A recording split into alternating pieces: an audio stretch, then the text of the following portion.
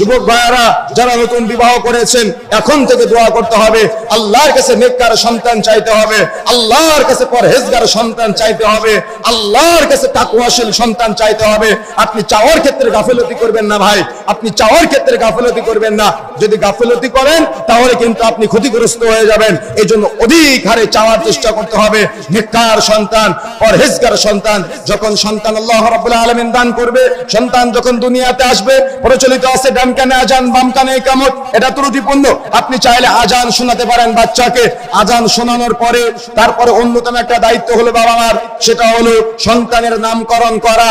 আমাদের সমাজে নাট বলতে থেকে শুরু করে কত রকম নাম রাখা হয়, যে নামগুলা কোরআন হাদিস কর্তৃক স্বীকৃত না, বা যে নামগুলার কোনো চূড়ান্ত অর্থ নাই, অর্থাৎ সুন্নাহ সম্মত বা ভালো একটা অর্থ নাই, যে নামের এমন চমৎকার অর্থ নাই, এই নামগুলো রাখবেন না। সমাজে প্রচলিত কিন্তু অনেক নাম আছে, যে নামগুলা এই শুনতেই মুসলমানের নাম মনে হয় না, এরকম বহু নাম আছে। এই নামগুলা রাখা থেকে বিরত থাকতে হবে। নাম কবে রাখবেন বাচ্চার? যেদিন বাচ্চা জন্মগ্রহণ করবে সেই দিন থেকে গণনা করে 7ম দিনের দিন বাচ্চার নাম রাখার চেষ্টা করবেন।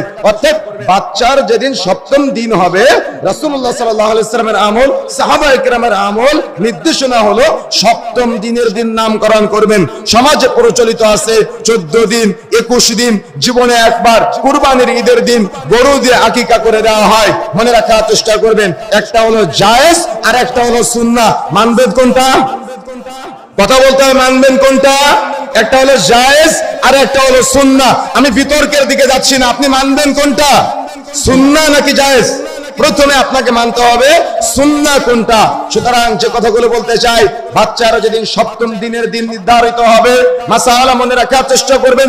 7ম দিন কিভাবে নির্ণয় করবেন? মুয়াজ্জিন সাহেব যদি মাগরিবের আজান দিয়ে দেয়, তার মানে সূর্যাস্ত হয়ে যায়, সূর্যাস্ত হয়ে গেলে দিন পরিবর্তন হয়ে যায় আরবিতে। সুতরাং যদি সূর্যাস্তের পরে বাচ্চা জন্মগ্রহণ করে, তাহলে ওটা পরবর্তী দিন ধরতে হবে। যেমন আজকে আমরা জানি জুমাবার, কিন্তু অলরেডি শনিবার হয়ে গিয়েছে আরবি হিসেবে, বুঝতে পেরেছেন? এই জন্য সূর্যাস্তের পরে যদি বাচ্চা জন্মগ্রহণ করে, তাহলে ওই বাচ্চাকে পরবর্তী দিনের গণনায় আকিকা দিতে হবে।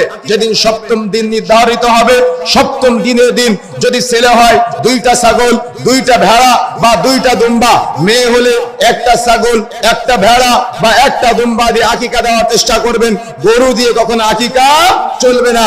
সমাজে প্রচলিত আছে কুরবানির সময়, সমাজে প্রচলিত আছে কুরবানির সময় গরুর একটা ভাগের মধ্যে একটা আকিকার নাম দিয়ে দেয়। এগুলা শরীয়তের সাথে ফাইজলামি করা। সুতরাং মনে রাখার চেষ্টা করতে হবে, ছেলে হলে 2টা ছাগল বা 2টা ভেড়া বা 2টা দুম্বা,